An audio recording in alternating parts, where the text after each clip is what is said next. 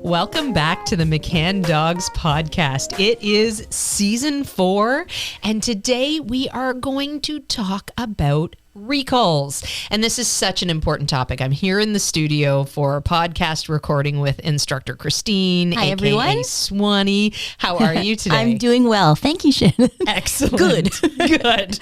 I'm very glad. If you listened to our start of the last episode, it was quite a goofy moment. Yes. But at any rate, we'll try to keep this one a little bit less goofy, but we can't make any true promises. No. I can't promise I'll try, but I'll try to try. How's that? For our Simpsons fans out there.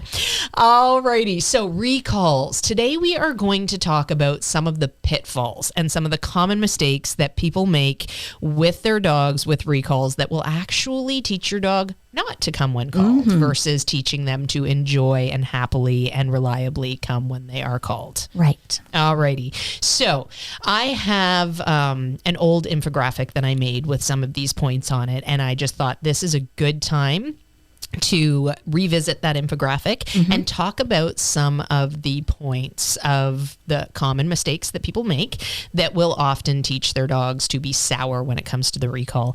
And one of the first images for me that comes to mind with this is I remember I was still pretty young with my first dog, and we were going for a walk on the Bruce Trail off of Scenic Drive in sort of the Hamilton-Ancaster boundary there. If you are familiar with the area, there's a really, really nice section of the Bruce Trail that runs all the way through Ancaster and then into Hamilton and down the mountain, and it's just lovely to walk there.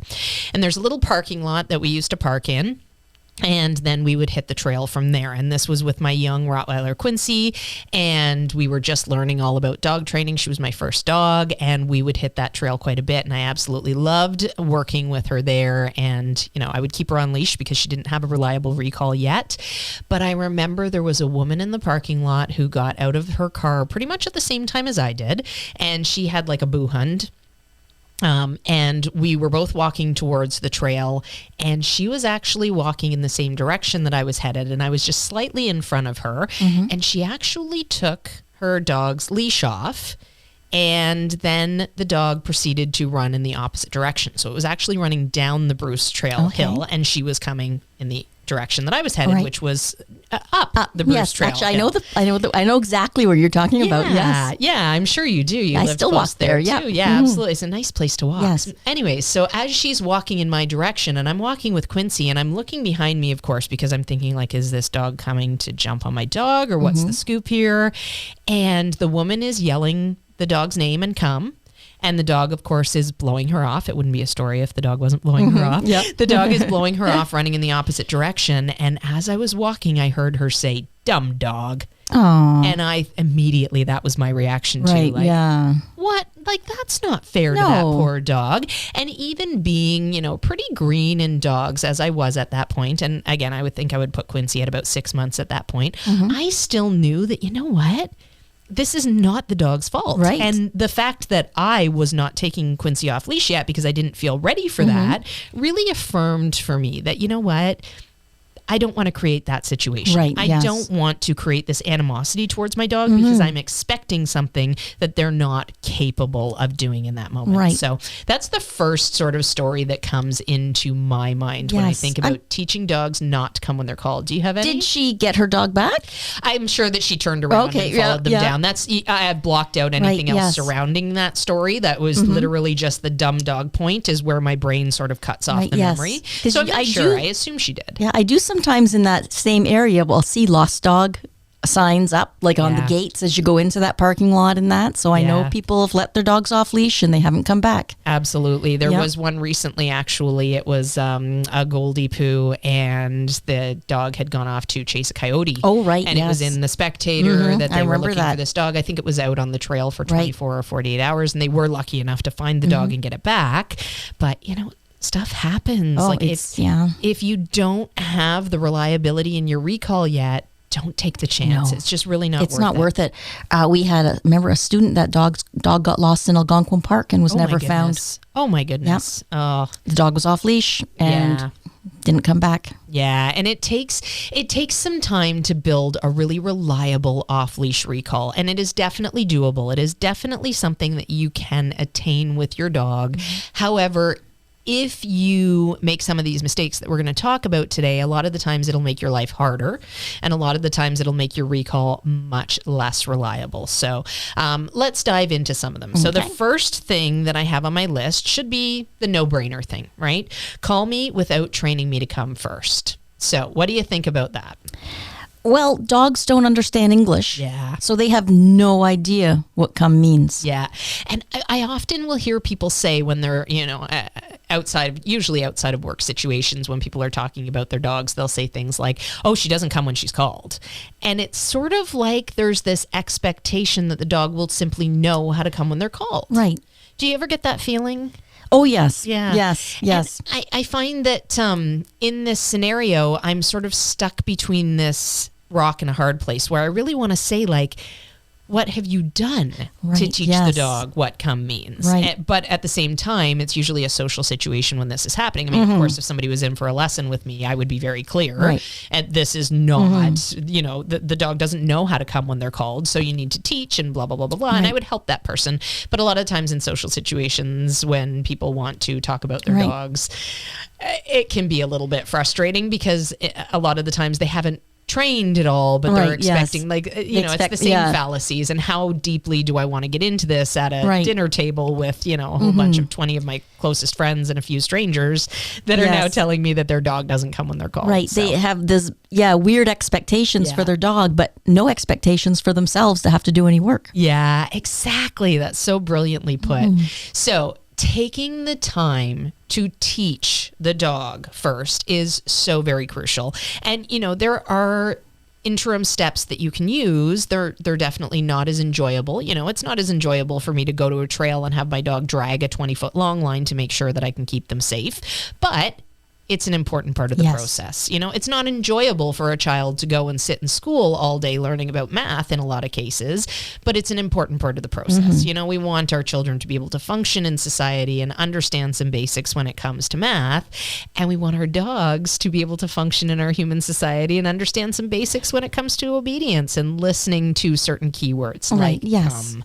So it's so crucial that you spend the time teaching the actual skill. And another way to compare it too is if you have to spend the weekend at a first aid seminar. It's like, I don't know if I want to give up my weekend at this first aid seminar.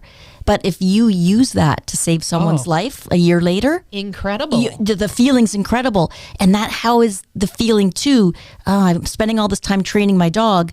And then the day when my dog's headed towards, the deep, dark woods and I call them to come, I get that same feeling. Yes. Maybe not the same feeling as saving a human life, but I wouldn't know. I don't think I have ever been responsible for saving a human life. So unfortunately, but you still get that thrill like, wow, look what I just, I remember one time I was in a forest and a cat, like a regular cat, jumped out of the forest and my Malinois started off after it. And I called her and she left that cat and came right back to me. And I still remember that feeling of pride. Yeah, absolutely. So it's, Yeah, actually, you know what? I know that pride feeling well because every time I call Ned off the bunnies, and we worked hard on establishing a good recall around the bunnies. Some of the places that I go, there's lots of bunnies and we did the work. And now I get to reap the rewards. And you can visit bunny farms with Ned. Exactly. Yes, the highlight. Bunny farms. Oh my goodness. I do love a good bunny farm. We actually have in the studio that we're in recording now, this is on the McCann property, and there are lots of bunnies around this area. So it is a useful skill that comes in handy. Well, Easter is coming up, so the Easter bunnies are accumulating and gathering. It's true. They're gathering. It's true. They're making their plans so that they can get the eggs out on time. Making the chocolate figurines. Yeah, they need to know the demand. Demand will be up now after COVID. Right. It's an important thing that they make those plans.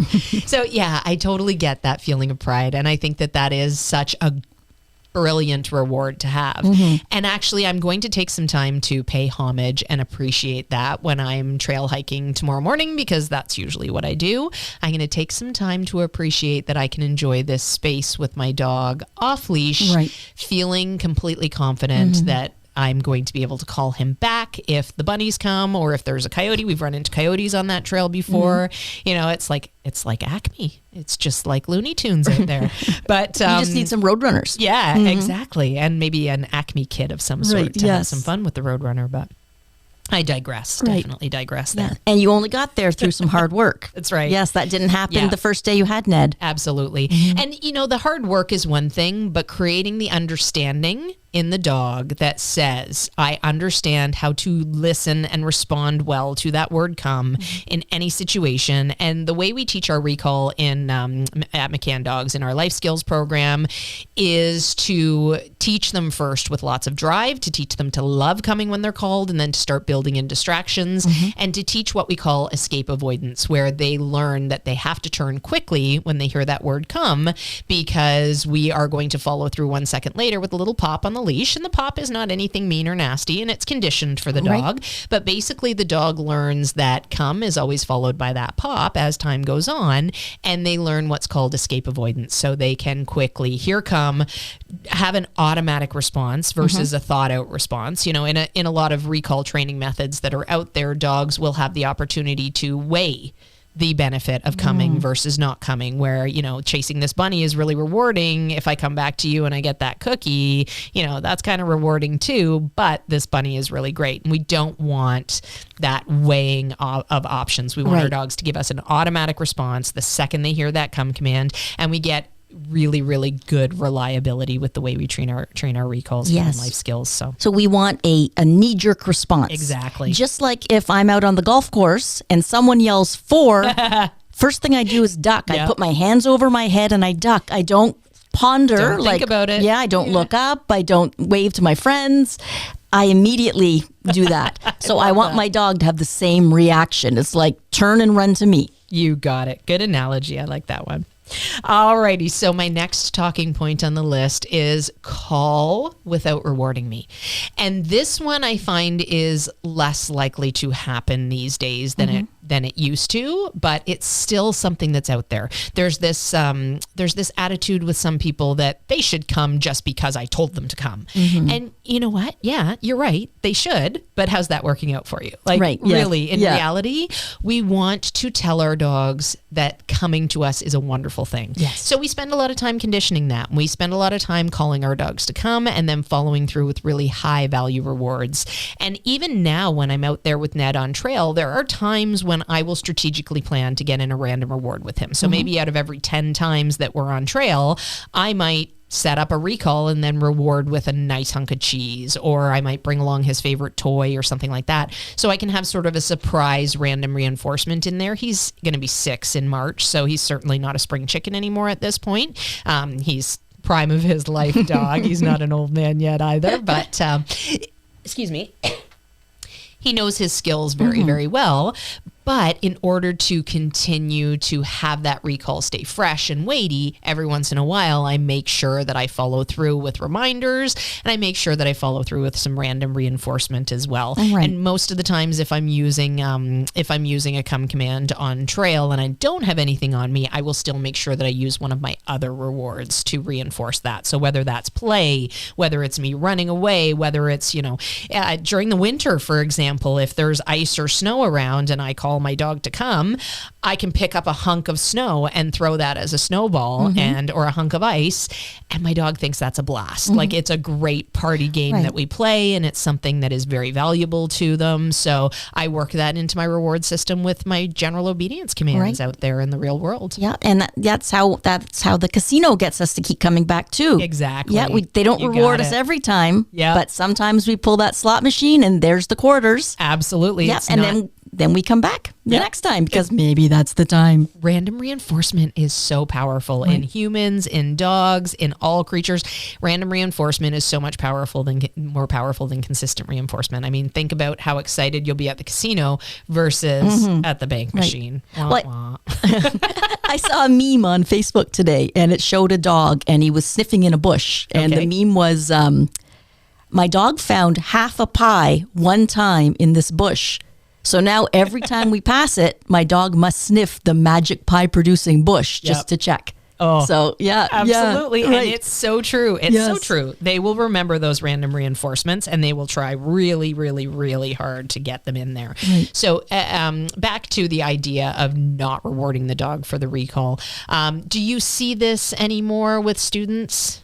No, I think most people realize now that we have to reward the dog. I think kind of old school dog training is call the dog, and then if it doesn't come right away, when it finally does come to you, get angry at it. Oh, that's another one on my list. Right? Yeah. So that was a good segue, actually. So let's jump on that one.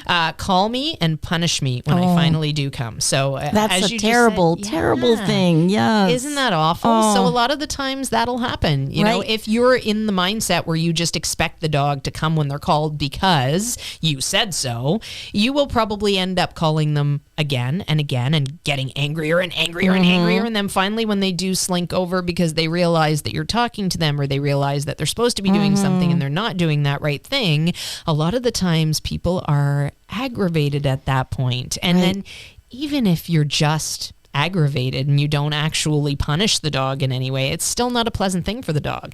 And what does that say to my dog when the next time he hears the word come? Probably best to stay away from that person. Bad things might exactly. happen. Exactly. Yep. So this is a good way of teaching your dog to hate the word come. Right. And that's the last thing we want to do. Right. And if they're slinking towards you, you shouldn't think, oh, they know they should have came. Yes. They're slinking because of your angry body posture. Absolutely. And basically they're confused, they're upset too, and you're mean and scary now. Right. And they're trying to appease you by showing submission. Yeah, absolutely. Make no mistake about it. It is so important that our dogs enjoy doing these things. And it's so important that our dogs do these things. Like, we need to have the recall to keep them safe, but we need to teach it in a way that our dogs enjoy learning it, learn it reliably, and then they can perform it in day-to-day life. And if you're relying on intimidation to make them come when they're called, that's really not going to create reliability with your dog. And in all likelihood, you're going to end up in a bit of a bad situation at some point where the timing is off because they're weighing their options of safety versus not safety. So hopefully that's never when they're running towards the road or anything of that nature. So Yes. alrighty, next on my list here is call them when they can't be right. And this one sort of falls into the first point we made of not training them first. Right. But often people will set their dogs up in situations where they're out playing with another dog, for example, Right, and they yes. haven't done adequate recall training, but they're expecting the dog to come when they're called in that situation. Yes. That's a really unfair I thing. had that happen to me, actually. I was at an off-leash dog park. This was quite a while ago. Okay. And the off-leash dog park I was at wasn't well used because it wasn't fully fenced. Okay. So it really wasn't a safe park. But my dog had a reliable recall and it was convenient. So I used to go there a lot. And usually there was no one else there. Okay. But one time I went there and there was another lady there. And I had my Cowboy, my Saluki. And Cowboy's just running for the joy of running. And I'm watching her, and this lady comes and takes her dog off leash, and I'm not concerned because a Saluki can pretty much outrun any other dog. So if it had been a small dog or a slow dog, I would have brought my dog back in and left. Okay. Her dog starts chasing Cowboy, and Cowboy thinks it's the best thing in the world. Yay, someone's chasing me. And Cowboy slows down on purpose, and then poof, off she's gone, and her dog's chasing and chasing. Nah, you can't catch me. And there is, it was a pretty rough park then, and there was a lot of bushes and shrubs, and Cowboy's zooming through the shrubs, and she was a smooth-coated Saluki, so no chance of a burr sticking to her. And she's so quick, no burr could stick to her anyways. That is really handy. I love that. Yes. I'm a bit envious of that part. But the other dog is a big, fluffy, slow dog, so it's getting coated in burrs. Oh my goodness. And the lady is calling her dog, and the dog's not responding. It's continuing to chase Cowboy, and Cowboy's having a great time, and I'm just watching.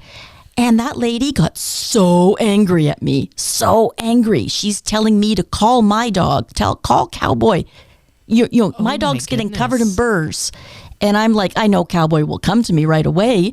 And I'm saying, well, my dog's having fun running. And You let your dog off right. leash. And yeah, you're the one who can't call your dog back. gosh. And so finally, I thought, well, I better, because this lady was extremely irate that Okay. I wouldn't call my dog to me when she couldn't get her dog successfully to her.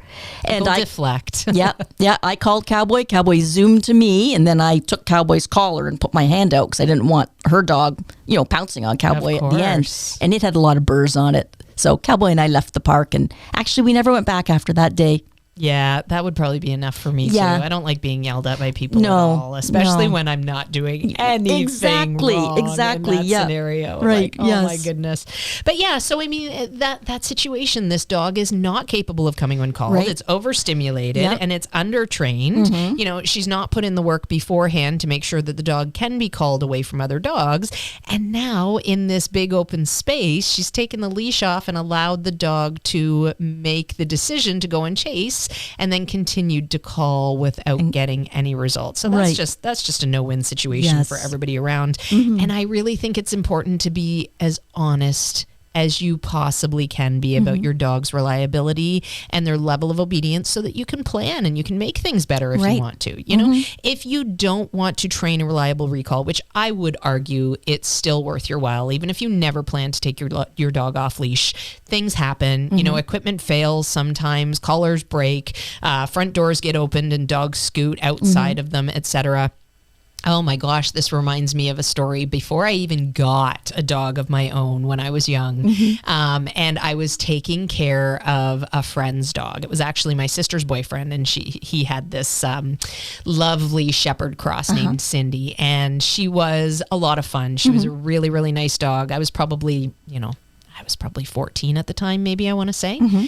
But he didn't believe in training, and he was under the assumption that a trained dog would be a robotic dog, which is so far from the truth when you actually know anything about training, and when you can find a good balance in training that allows you to have fun with your dog while still teaching skills. Training is a blast, and it creates dogs that are just, wonderful companions to be with, and you can turn them on and off, and they can fit into our society in such a wonderful, productive way. But at any rate, so this is before even getting Quincy home, my first dog of my own. And I remember we had to barricade the front door to keep her from trying to sneak out of it, because as soon as the door would open, she would be hightailing to go and run. And she had something in her that had really long legs, and she loved to run. So there was one time where she actually was able to squeeze out past myself and past my mother, and she went for a romp in our survey, and there was a man that was washing his driveway or something. He had a hose out and he was watering down his driveway, and he was able to sort of encourage her in and then take a hold of her collar, and we were able to get the leash on her at that point.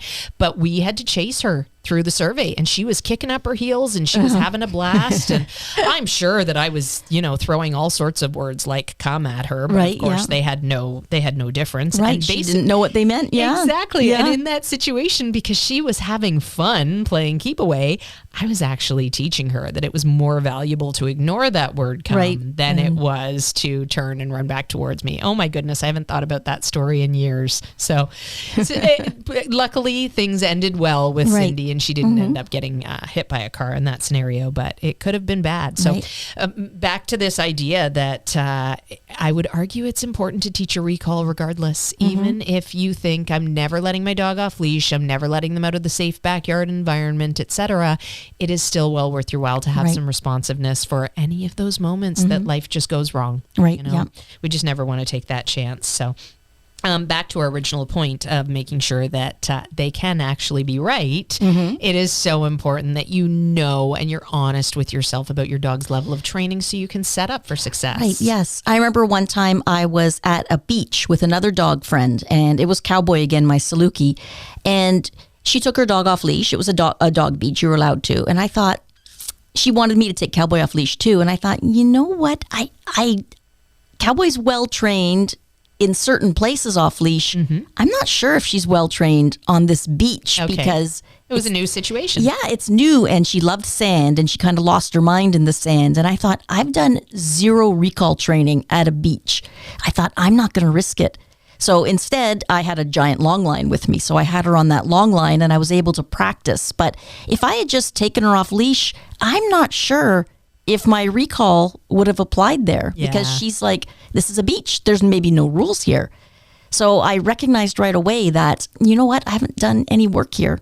I love that. I love that. The honesty factor. It's so Yes. important because in that moment, it could have been a decision that, it could have paid off. Right. But anytime I feel like you're sitting there crossing your fingers in a scenario and thinking, oh, I really hope my dog doesn't fill in the blank, you probably need to take steps to make sure that thing doesn't happen. Because if you're just crossing your fingers and wishing and hoping, then clearly there's some holes in your training or in your confidence in your training. Right. So that's a good point to be honest about and to assess. And I love that. And I would make the same decision in those scenarios. I would think, okay, you know what? Is my dog ready for this? Right. Or am I going to be hoping that they get things right? And if the answer is that I'm hoping that they get something right, then I am going to reassess my strategy at that point, and I'm going to probably make a different decision. Right. Yes. My dog's safety is first and foremost all the time. Yeah, Yes. absolutely. So my next point is only call me to end my fun. And this one is a big one. And this one is sort of like an innocent people one, but it is a big one nonetheless. So say my dog is at the park and they're sniffing around and they're really enjoying this sniff. And then I let them sniff and I let them do their business. And then, okay, it's time to leave the park. So I call my dog to come and we go in the car and we go home. And then I repeat that the next day and the next day and the next day. And my dog will very quickly start to recognize what? That the word come means fun's over. Exactly. Shannon is now the fun police. Yeah, exactly. And I don't want my dog to think that the fun is over because I've called them. I want my dog to know that it is a win-win situation. So in that same scenario, what might be some tactics? Well, you call them to come, have a little party with them, and re-release them into the wild. Brilliant. I love it. I love it. And that's exactly it. I want to practice my recall in these scenarios that I know I'm going to need my recall with. And I want to make sure that my dog doesn't think, oh, you call me to come and then the fun ends and or even bad things happen. Right. I want to make sure that my dog knows you call me to come, wonderful things happen, and then more wonderful things happen. And it's this really wonderful win-win situation for my dog where they get to come in, they might get a party, they might get some treats, and then they get to go back and sniff again. Right. And I actually will take that one step further and I will use the release to go and sniff as part of the reward system. So That's a good idea. Yes. yeah. Yes. And I love doing that with my dogs. So I always make sure that I release them in some capacity from everything. So for the recall, for example, I would call them to me. Oh my gosh, what a good dog. I may or may not ask for the sit. I want to make sure that I have the option of asking for the sit, but I might not always ask for the sit. Sometimes I'll just call my dog to me and they come running at the speed of light that I love. Speed of light. Speed of light. They come running as fast as they can. And sometimes I will just say, yes, okay, go sniff. Right. And I'll release them back to go and sniff again. And this scenario becomes this really reinforcing thing. A lot of the times I let them get all the way to me and I give them a nice big reward. And then I say, okay, go sniff. And I let them go off for that sniff and that adventure again. Right, yeah. Or I would do the same thing if they were in a play session with another dog. Right. Call them to me, make sure they got a reward in there, and then, okay, go play. And I'll let them go back and play again. So Right, it's yes. a win-win. It's not the fun is over. Right. It's like a check-in. Like you're going to do Yeah. this check-in and then off I go again and Absolutely. have fun. Absolutely, 100%. Alrighty, and the next point on my list is call me and allow me to ignore you. Oh. So this is a big one, and this sort of ties into the whole training element and making sure that you are doing some training with your dog. So the messages that our dogs get about what they can and cannot ignore are so, so important. So in terms of the recall, Swanee, do you ever let your dog ignore a recall command? Never. Never. Never, ever, ever. Never. And that may seem like a lot of work for those of you that are listening and thinking, oh my gosh, how do I make sure I never let my dog ignore a recall command? And it really isn't as much work as it sounds like on the surface, because basically if you break things down into steps and stages, and training a recall has many different steps and stages that we are going to rely on before we can have reliability with our dogs. And a lot of those steps and stages were already set up to make sure that the dog gives us an automatic response. So for example, the early days in our recall training, we do what we call restraint recalls. Tell us what a restraint recall is. A restraint recall is a fun, motivational introduction to the word come. So you're going to, have a person hold your dog back, or you're going to hold your dog back with one one of your hands. You're going to get them all excited, maybe tease them over a toy, tease them over a treat. You're going to call them to come and you're going to run away and they're going to chase you to grab that toy or treat that you have. Perfect. Dogs love to chase. Yes. So we use this to our advantage and we teach our dogs the first thing we want them to learn is that the word come is a wonderful thing. They get to chase, they get to play, they get rewards. Like what could they possibly love more? So we spend a lot of time building in that drive to move to us quickly, the drive to run to us, to get to us, and then to hang out with us for a bit while all the wonderful rewards rain from the sky, so to speak. Right. Yes. That's one of the things when I bring a new puppy home is, I have them chase me. I never chase the puppy. The puppy gets to chase me. And then, I'll pretend to fall down at the end and the puppy can dive all over me. And just so the puppy goes, I love chasing humans. Yeah. It's so much fun. Absolutely. And it truly, truly is. It will set the tone. So the last thing we want to do is just be boring and say, come, and then back away. Even if we're using food rewards, it doesn't get the same excitement and adrenaline rush, and all of those things will feed into a good recall as well. So if you are wondering how on earth this is played out, have a look at our YouTube channel, Google or search for McCann Dogs Restraint Recalls, and you will be able to see some really great examples of these restraint recalls in action. Right. So if you're wondering how you're holding back with one hand, for example, while your dog's facing you, you'll be able to see that in action. And if you've ever seen the sport of flyball, oh, yeah.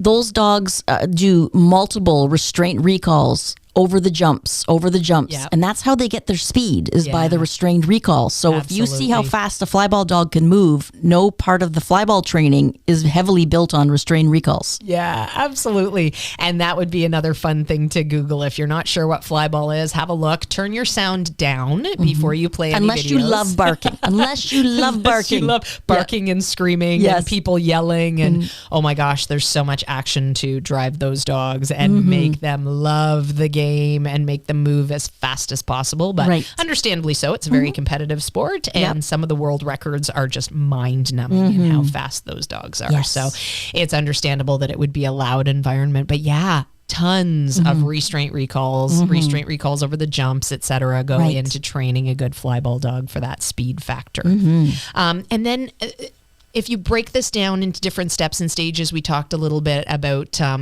doing a recall with the come then pop, creating that escape avoidance behavior. And then what we'll do from there is move into the next stage of training, which is proofing. So now we're going to build the distractions in. We're going to teach our dogs how to respond to that come command, even when there's tons of tough distractions. And the distractions end up in an escalating fashion.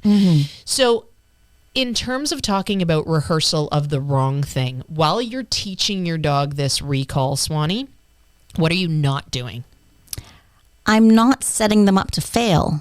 Is that what you're getting at? Absolutely. Yes. Ding, ding, ding. Yes. You got it. Perfect.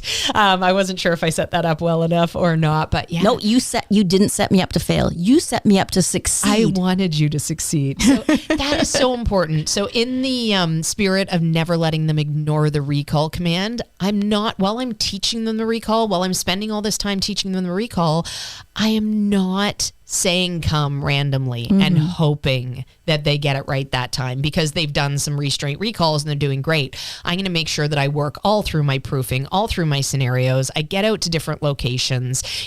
When I have a young dog in training, I probably practice recalls a minimum of 3 times a week, I would say.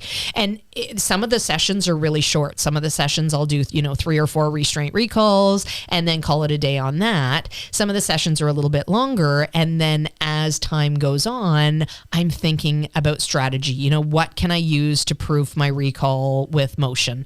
We have some toys that move in quite a funny way here at McCann's that we'll set up in classes for dogs. We have some remote control cars that will often tape a fuzzy toy too, squirrel too, so that these mimic critters moving in the real world. And we're always so impressed with the work that our students put in to be creative with their recalls as well.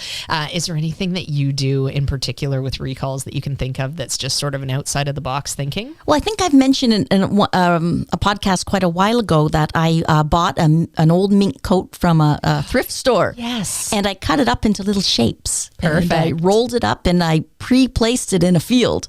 And so from a distance, it's like, that looks like a little squirrel out in the field, or that looks like a little bunny out in the field. And you could see my dogs were very fixated on what might that be. Yeah. So I practiced recalls, by setting them up with something weird looking out in the field. Yeah, absolutely. And I love the setup for training.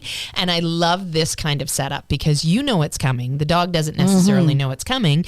But when you have a setup scenario, you're timing, you're ready, like all of the things that sort of are left to chance in real world scenarios, we can control with the setup. So it allows you to have the perfect training session where you get the right information to your dog. Right. And then you can reassess afterwards where you're going to go for your next training session there. I've gone to duck ponds. Okay. And we haven't harassed the ducks at all. Good. I just want everyone to know that. But it's like, okay, there's ducks. And I make sure my dog sees the ducks. Yeah. And we do some obedience around the ducks. And then we, practice some recalls around the ducks. Absolutely. And that's a brilliant way of getting in some training with critters in the area and teaching your dogs to be responsive with critters in the area.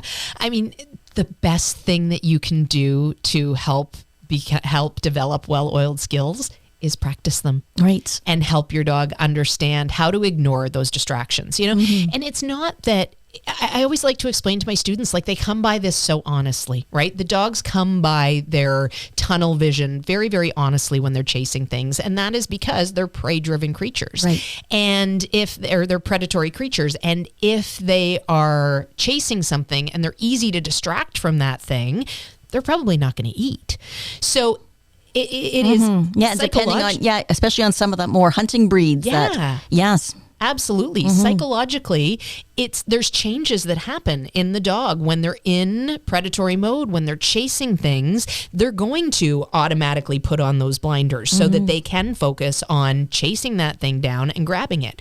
So we need to be fair to them, and we need to help them move those blinders away. Right. And that happens through our training methods and through systematic training and showing the dog how to be successful even when they are in that predatory mode where the blinders are on, and they start to move just a little with every training session. And then eventually you get to the point where it's a piece of cake. I'll be out in the yard with Ned, for example, like he'll call off the bunnies on trail, and he'll, he's great. He's at 6 years old. There's really not a lot of anything lacking. I can't even think of anything that would be lacking in his general everyday obedience. We still do lots of training because we have higher learning stuff that we like to get into, field and scent work and all sorts of things. But in terms of just general listening skills out there, we'll be in the yard and there'll be squirrels, bopping along the fence at the back. Yeah. Actually, it was really funny. A few weeks ago, yes, we do sit out in the winter. A few weeks ago, out of the blue, all of a sudden there's these random 3 cats in a row walking along my back fence line. Oh, wow. And it was I wonder where they were going. It was the strangest thing. Probably to a cat meeting. 3 cats, one after the other. They were all different colors. And Ned was just like, what in the world is going on there? And of course, it's a very thin rail on the fence. And as soon as the cats see the dogs, they start scrambling and it looks like they're going to fall off the fence. And the last thing I want is to have a cat fall in my yard. The dogs would leave it alone, but I would not want it to get hurt. Cats are pretty good at landing on their feet, but that's a whole other thing. Yes, that's our next episode. Next podcast. Actually, I saw a documentary when I was very young about cats and how they can right themselves in the air, which is why, they often will survive long falls. But anyways, I do digress. I find cats fascinating, even though I don't own any. But at any rate, they find you fascinating too. I'm sure they do. They were on your fence to look at you. They look at me with that cocked head and go, what in the world is going on over there? Anyways, I mean, even in that scenario, this random weird situation with 3 cats, I simply called Ned up on the deck and had him lie down. And I can see in his body that he's sticky and aroused, but he's still listening because he can still hear me because I've done that breakthrough training. Yes. I've taught him how to remove his blinders when there are things that happen that maybe come out of the blue, or maybe get him excited in that predatory drive mode. I want to make sure that I can always break through those blinders. So that's actually my favorite part of training is the proofing part. Right. Yeah. When you start throwing everything but the kitchen sink at the dog in terms of distractions, and you help them work through that thing. So at any rate, tons of fun to train. I remember one time I was training Iggy not to chase the Canada geese. Okay. And I thought this will be a good place to practice. And she had her long line on, and I showed her the geese, and I thought, okay, I'm going to let her start moving towards them, and then I'll, come pop, and off we go. Well, anyways, the moment she started walking towards the geese started chasing her. Oh my. And it was a little bit of a scary experience for us both, because we both were running for our lives from the Canada geese. So just a warning, if you might want to avoid the Canada geese. They're tougher than we are. They are, and they're loud. Yes. Oh my goodness. But it's actually funny because I have tollers, and I'll just quickly describe the action of tolling. So foxes will do this as a natural phenomenon. They will partner up for hunting, and one will sort of play joyfully along the shoreline, and the other will hide in the bush. And that playing will often have the ducks or the geese become transfixed, and they move in closer in the water to investigate the fox. Oh. And then the fox that's hiding in the bushes will ambush. Oh. And that's how they get their dinner. And I think that hunting rituals in animals are quite fascinating. Right, yes. Like the instincts that come out in them, it just amazes me. Animal instincts in any right really amaze me. I just love learning about them and seeing what sort of instincts each animals have. When I see the killdeer on the property feigning broken arms when Ned or Reggie or one of the tollers go anywhere near their nests, which they always put their nests in the gravel parking lot. Exactly. Yes. But aren't their babies the cutest when you see the tiny baby killdeers running? It's like, oh, very cute. Yeah, and it just amazes me. Like, how do they know to pretend they have a broken wing? Right. To draw my dog away from their nest, and then when the dog's far enough away from their nest, they go, ha ha. Yeah, and off they go. Yes, yeah. And they always make that. They make that pitiful noise too. Yeah, and I think the noise is to attract the predator's attention. And it just amazes me. It's such a cool phenomenon. Anyways, so this is what that'll foxes be our next do. podcast. Yeah, absolutely. Killdeer. So this is what foxes do. So tollers are bred to mimic this, like tolling the action of getting the ducks or the geese to become transfixed and move in close and within shooting range of the hunter. So this actually happens as a natural thing for me when I'm out doing field training with my dogs. A lot of the times when I'm on water, there will be ducks or geese there, and the ducks are a little bit less intimidating because there's usually only a pair of them, right? There's a male and a female duck, and they're hanging out, and they make lots of noise, and they move in close, but then they go away in a hurry. But the Canadian geese, a lot of the times I will have to move my setup, so I'll be working a setup on one side of the pond, and eventually those geese will be almost right in my space. And my tollers, other than when they're baby puppies and when they don't know any better, they have this natural instinct to sort of ignore the ducks or the geese in that situation. Right. So Ned or Reggie or whoever I'm working will keep working, but you can see that they're like, okay, they're getting really close. Like, what are we doing here? And I start getting anxious because, of course, geese can be a bit aggressive. They are, yes. So I'll actually pick up and move my setup to the other side of the pond. But, like, I see my dogs tolling these birds all the time, and it's a really, really interesting Remind me not to go on a picnic with you and your dogs. And goose poop. It's quite the force to reckon with. Goose poops. Canada geese, they wreck our parks. They should have little Canadian geese toilets. Yeah, they should.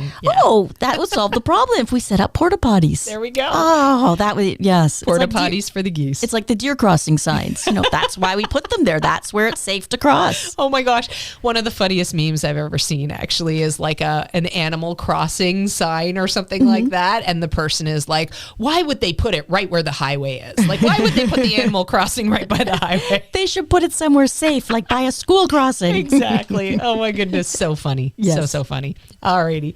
On that note, I hope this has been helpful for your recall training. Take the time it takes, and you will be able to celebrate the rewards of a good recall. On that note, I'm Instructor Shannon. I'm Instructor Christine. Happy training.